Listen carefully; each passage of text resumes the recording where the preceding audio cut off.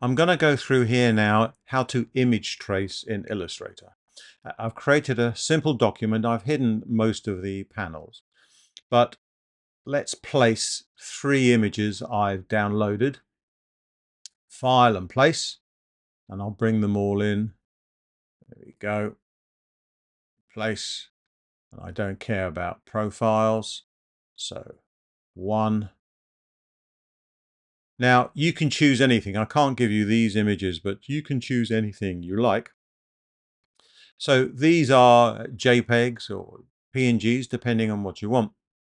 And I'm on the black arrow tool, the selection tool, and we click on one of the images, and up at the top here, now you should have this horizontal bar. I tend to prefer this bar up here. So if you don't, go to Window and Workspace and make sure you're on Essentials Classic. And if you still can't see it, go to Reset Essentials Classic to reset it. But I've got it, so that's fine. And in there, there's a button called Image Trace. Very straightforward. So I'll click on Image Trace. Yes, and it is a bit slow depending on the image, and depending on your computers. Now, I haven't got much of a result here, nothing that I particularly like.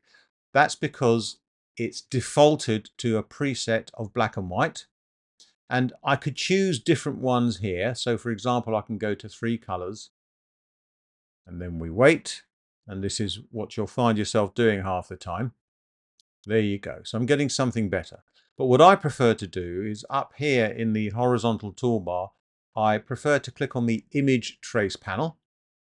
And here I have access to all the presets, but also I have access to all the options.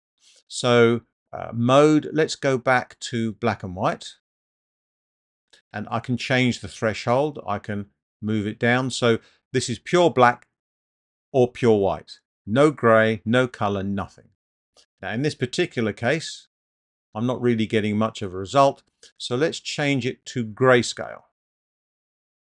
So I'm having shades of grey. And we'll wait for it to go through. Here you go. And this is a much better result.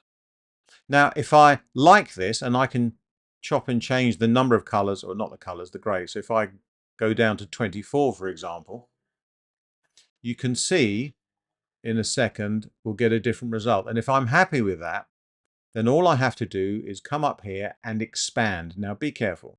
When you expand, you can't go back and change the presets or anything else like that, or change the settings. The image is still there on my desktop, but it'll be deleted from within Illustrator. So I'll click on Expand. See, there's all the shapes. And then I go up to the Object menu and Ungroup. Then I can click off, click on, and now I can start deleting or selecting things, changing the colors or anything else like that. Be aware, though, you have no control over the shapes that are created. So when you select something, you see we've got some odd shapes here, and we move it, that may not be the sort of shape we want. We were thinking maybe this is one whole roof, but it doesn't look at it that way. Now, generally speaking, vector-based work is a much smaller file size than pixel-based work, but it works very well, particularly when you get into advanced topics like recoloring and stuff. So let's try this one. This is a bit more simpler of a composition. So I'll click on Image Trace at the top there. Yes, thank you very much. There you go. Now I will reduce the threshold. Let's see what we get. Increase it maybe. So pure black and pure white doesn't really work. Let's try grayscale. And that's a much better result, you can see.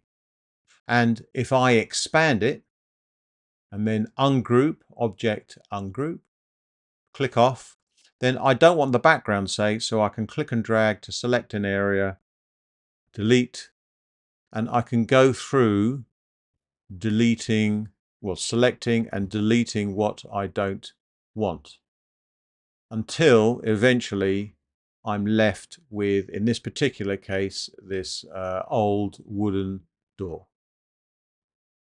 It doesn't take long. I'm not going to do it all, but just so you get the idea, you see. And let's try this one. The result really does depend on the original image, the contrast, how many objects there are, and how good is the differential in colors and brightness and so on and so forth. Let's increase that. No, let's decrease it. So again, none of these really for black and white work very well.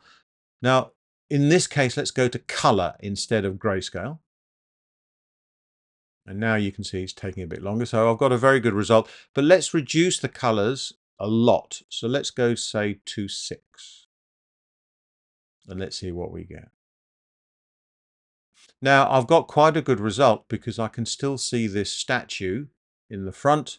So let's say I'm happy with that. I'll expand it in the top there, go to the object menu, ungroup, click off, and then click and drag over what I don't want. So select, let go, delete, and so on and so forth. But be careful. So you can see I can't quite do that because it's bleeding into parts of the statue. So in this particular case, I think I'd have to undo, go back, use more colors, and then ungroup it, and then hopefully I should be fine. But it shouldn't take you long to trace an image, particularly if you want a black and white image, like a line drawing or something, then you should get a very good result. And I've got some good results here, just depends on the original image. But that's how you can image trace in Illustrator.